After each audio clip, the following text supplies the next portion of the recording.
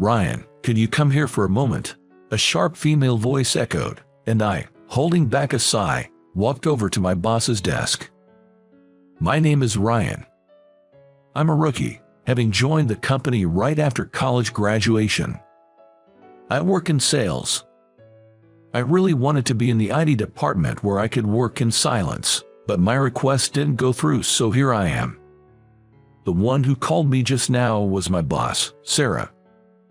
Though she's my boss, she's only 23, a year younger than me. But she's been with the company since she was 18, a true veteran.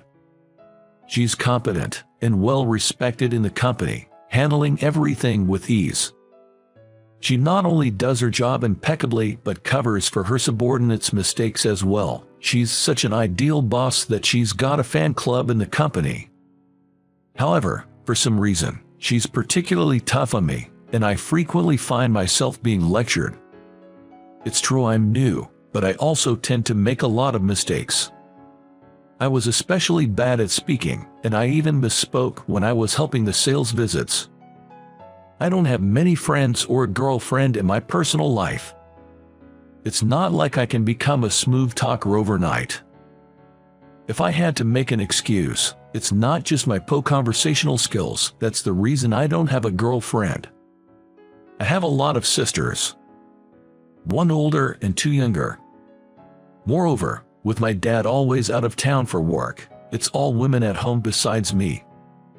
With that setup, I kinda wanted some distance from the female species, and as a result, my age equals my years without a girlfriend. Well, I didn't get along with female friends either, so I guess I really am prone to misspeaking. Probably, that's the reason for being called out today. Ryan, what was with your comments in the meeting earlier? I expected your input, but you just stayed silent. It's problematic. Oops, my mistake. It seems the issue wasn't what I said, but rather what I didn't say. I did try my best to think of a response, but I was so focused on thinking that I ended up not saying anything. I only muttered a few words during the meeting, so her criticism might be justified. Sarah is petite and shorter than me. Her medium-length hair swayed as she looked up at me. Sarah is my boss, but she speaks politely to everyone, given her young age. But her voice was stern. I'm sorry. Meetings are also for sharing opinions, you know. Do you get that? Without me, it seems like these meetings can't happen. You're such a klutz, Ryan. When you embarrass yourself, it reflects poorly on the company. I'll make sure to train you properly. After that, Sarah started giving me more tasks. Sure, they were educational. But it was mostly easy stuff like carrying things and getting coffee. More like, I became Sarah's personal assistant. I definitely felt used. To others, it might seem enviable to be working so closely with the company's star, but I didn't feel that way at all. I mean, every day, as I assisted her on sales calls, I'd hear things like, "Sales isn't for you yet, klutz." Then, one day, Sarah took me to greet a client located a bit far away. The greeting was quick, and since the company was quite a distance away, we were supposed to head straight home afterward. However, the weather forecast was way off, and we ended up getting drenched in a sudden downpour. We were both soaked, so we rushed into a nearby convenience store.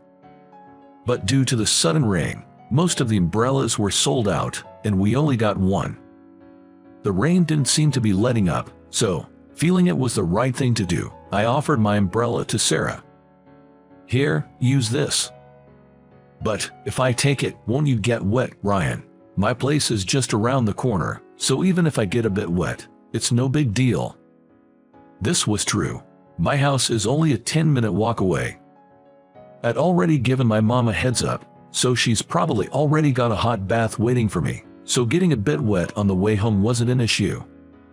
But Sarah seemed reluctant to accept my favor. "Ryan, it's cheeky of you to look out for your boss like that. In times like these, it's the junior who should be the one getting spoiled," she pouted. "But Sarah, your clothes, they're kinda see-through. Taking the subway looking like that might not be a great idea." I wasn't trying to tease her. I just spoke what was immediately apparent. Apparently, it was the wrong thing to say. Sarah quickly covered herself with a flustered, "Oh my goodness. I mean, everything's visible." I inadvertently blurted out. "Ire, stop it. You don't say things like that. This is why you're such a klutz." Sarah seemed really embarrassed. This was tricky. She didn't seem to take the umbrella, but I couldn't let her leave like this either. I was wondering what to do when, achoo, Sarah sneezed. She was dressed rather lightly and looked cold. I wanted to head home too, so on a whim, I asked, "Want to come to my place?" Her face turned a deeper shade of red. Could she be running a fever? "What, your place, Ryan? You might catch a cold in this weather, and there aren't any cabs around here. Might be better to head to my place." As I tilted my head pondering, Sarah became fidgety. She kept glancing at me and said, her cheeks flushed, "I mean, sure, but why is she acting so nervous? Is she cold? Or maybe worried about a change of clothes?" True, it wouldn't be appropriate to lend her mine. I might have overlooked that. "Don't worry, I have sisters at home. They can lend you something." "You have sisters?" "Yay, one's in elementary school and the other's in middle school. Oh, and I have an older sister too." With this, Sarah seemed to finally understand. But suddenly she seemed flustered. "I mean, just because you're Ryan doesn't mean you don't have any ulterior motives, right?" "Ulterior motives? Never mind. Please just take me to your place." I still didn't get what she was getting at, but if she was okay with it, I decided to head home with Sarah. Since we had just the one umbrella, we had to share. Luckily, Sarah's petite size made it easier. Upon reaching home, my younger sisters greeted us. Usually, only the youngest is around, but with a guest over, my middle school-aged sister was present too. My older sister seemed to be still at work. I had already informed Mom, so she came out shortly after. "Sorry for the noisy household. I'm the one who should apologize for barging in like this." "Oh, don't mention it. Such a sweet girl you are. Come on in." As Sarah was politely greeting everyone, my younger sisters started making a ruckus. It's hardly ever quiet in this house, I swear. "Big bro brought a friend." "Nope, she's his girlfriend." "Both wrong. Come on, show her to the bathroom." The sisters got it all mixed up, so I asked them to guide Sarah, and I escaped to the living room. Mom teased me while preparing dinner. "She's a well-mannered and cute girl. It's rare for you to bring someone home, isn't it? Is there no place for me to hide?" I wished I could just lock myself in my room, but we have a guest, so I couldn't. "She's not what you think. She's my boss, okay? Sure. I made such exchanges while helping out. Then, when Sarah came out of the bathroom, I was genuinely shocked. Not just because she had no makeup on, but her hair was long. She usually has it at her length, a kind of medium length. As I stared in astonishment, Sarah laughed. "I usually tie it up to make it look shorter. I like it long, but it gets in the way at work." When she let down her hair and smiled with a faint post-bath redness in her cheeks, even I felt my heart race. I grew up with a family of women, but right now, the prettiest one in this house has to be Sarah. She seemed to have borrowed clothes from my sisters, and as she was about to leave, Mom insisted, somewhat forcefully, that she stays for dinner. My elder sister came home, making dinner more lively than usual. Sarah has a knack for figuring out quickly what pleases people. She entertained my third-grade sister after dinner, which delighted her. Mom and my other sister, usually stuck with this duty, seemed relieved tonight. "Okay, let's play, kiddo." At home, Sarah showed a younger, innocent side I never saw at work. It reminded me that, of course, she's younger than me. From this, I could gather how much pressure she must be under at work. When my sister became sleepy, Sarah tried to take her leave. but don't underestimate the desires of elementary school children. Don't go. What? No, I want to sleep with you, my sister pleaded. Mom tried to reprimand her. Now, don't bother our guest, but she was relentless. I sneaked a glance at the calendar. Luckily, tomorrow's a day off. I thought I'd drive Sarah home after my sister slept, but somehow she ended up staying overnight. Even I was taken aback by this unexpected development, but life doesn't go like a romantic comic. Sarah was to share a room with my sister, who was over the moon. I wasn't expecting anything. Well, not really expecting, you know. Every guy wishes to be popular at least once in his life, right? Anyway, nothing happened. The next morning, I was set to drive Sarah. Thanks, Brian. Thank you.